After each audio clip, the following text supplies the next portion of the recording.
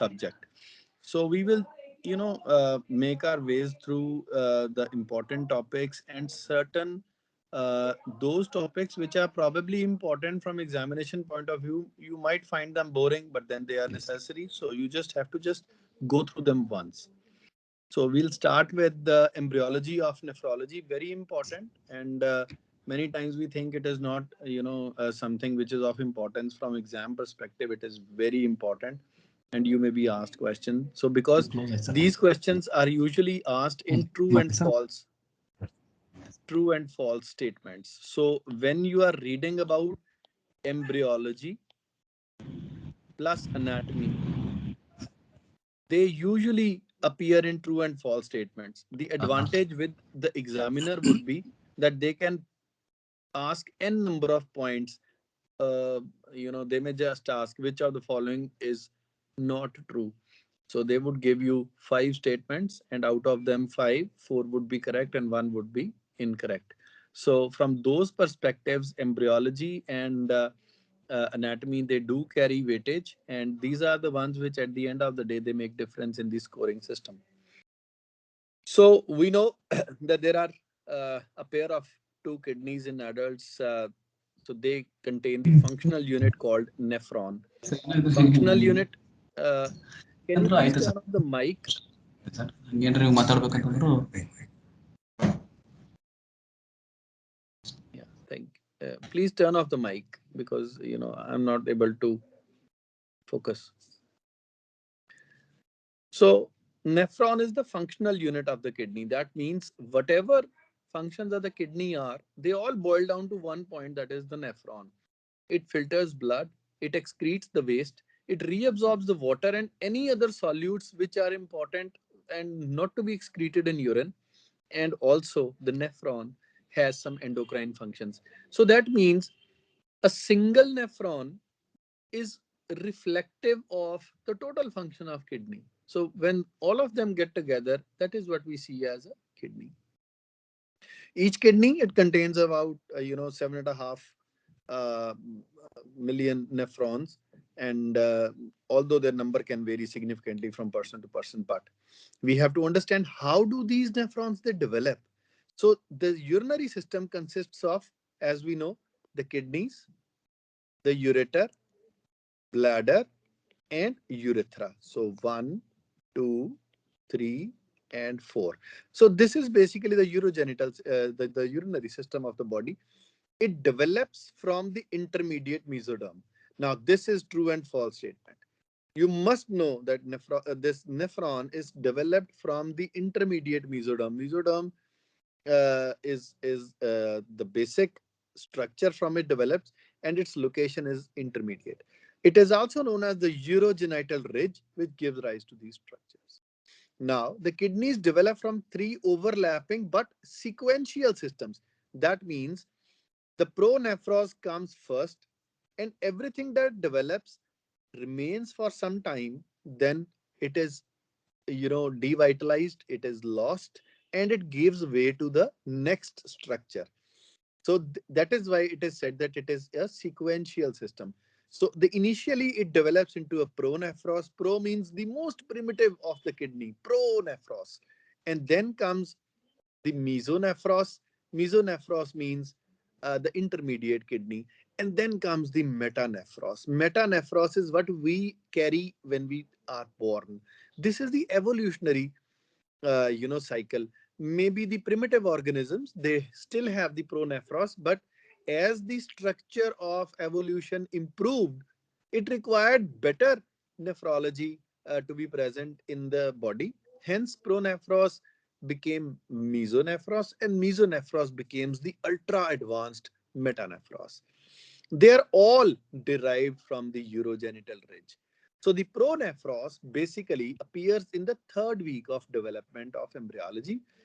It develops in the neck region, that is the cervical region of the embryo. Then it basically there are two of them, the two tubes on each side. Segmented divisions of this intermediate mesoderm, they form the primitive tubules known as the nephrotomes. Totally, there are 6 to 10 pairs of nephrotomes. That means on either side of the body, there are 6 to 10 pairs of nephrotomes, and these tubules they join together to form what is known as a pronephric duct. So you can imagine that these tubules they function as a kidney, and then whatever urine they produce they would throw it into the pronephric duct for the excretory role. Now, a duct that extends from cervical region to the cloaca of the embryo. So that means this will be pronephric duct. This goes right up to the bottom. So this is the neck region, cervical region, and this is the cloacal region. Eventually, this function we have to understand that is non-functional and regresses completely by the end of week 4. So that means in the beginning of third week it starts to form, in the end of fourth week it is lost. So for 2 weeks the kidneys that we possess as an embryo is a pronephros. Then comes the mesonephros. Mesonephros develops caudally because now this structure is lost. Distal to this becomes the mesonephros. So it develops inferiorly to the pronephros. First, the presence of pronephric duct induces nearby intermediate mesoderm in the thoracolumbar region. Now it is somewhere in the upper back to form the mesonephric tubules. Now these tubules they receive a tuft of capillaries from the dorsal aorta. That means the mesonephric stage is the stage of the kidney where they start receiving blood to filter, allowing the filtration of blood. These tubules then drain into a similarly named duct called the mesonephric duct, a continuation of the pronephric, and they act as the primitive excretory system in the embryo. Although, because it is a primitive excretory system and human body requires an advanced system, this system functions for some time, but then it gives way to the metanephros and regresses by the end of second month. Additionally, now this mesonephric duct, it sprouts the ureteric bud. That means if this is the mesonephric structure, it forms a mesonephric duct. Now this mesonephric duct sprouts a ureteric bud caudally. Now this will form the definitive kidney. Ureteric bud induces the development of definitive kidney. So that means the definitive kidney or the metanephros develops from the ureteric bud. This is the true statement. The remnants of mesonephric duct can still persist in adult males as Volan's duct. Then comes the metanephros, the advanced kidney that we still have.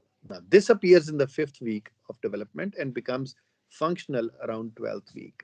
Remember, it is the mesonephros which gets the blood supply from aorta the first time.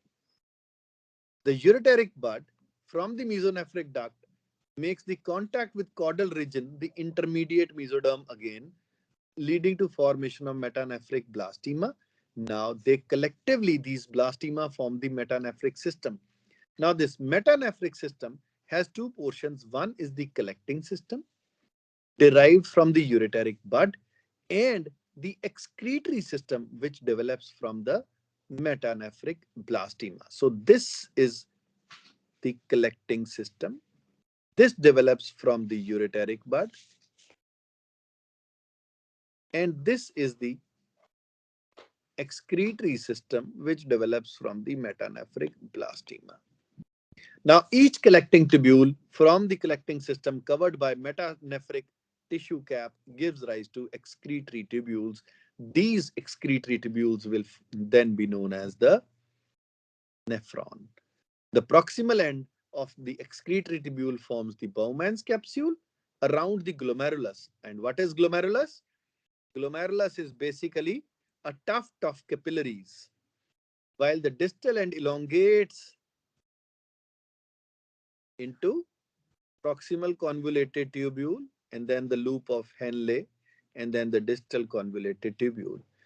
As of now, the collecting tubules are not formed. So the definitive kidney initially develops in the pelvic region and then ascends up. See, the pronephros developed in the cervical region, the mesonephros developed in the dorsolumbar region, and the actual kidney, the metanephros, it develops in the pelvic region. So it goes upwards. In the pelvis, the kidney receives its blood supply from the pelvic branch of aorta. As it ascends, new arteries from abdominal aorta, they supply the kidney, and the pelvic vessels, they regress. So when they regress, they are left as, if they persist, they are left as accessory renal arteries. So that means the presence of accessory renal artery means the persistence of what? Is it the renal arteries? No. It is the pelvic branches of the aorta which are formed while the definitive kidney is developing and progressing from the pelvic region to the lumbar region where they actually persist. Nephrogenesis continues till the late fetal period, that is 34 to 35th week. Fetal kidney produces urine, but the GFR is low. So the question can come that the fetal GFR is more than adult GFR. If you have not read it, you probably would think that the fetus has a higher metabolic rate, hence the GFR should be high. But this is wrong.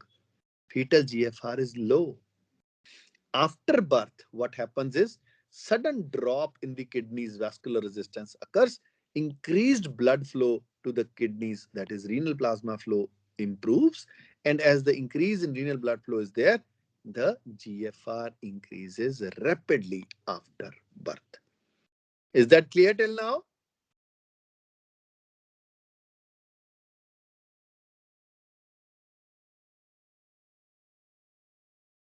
Any questions till now? You can ask, because this is just the embryology, and this will be, now we will just shift from here.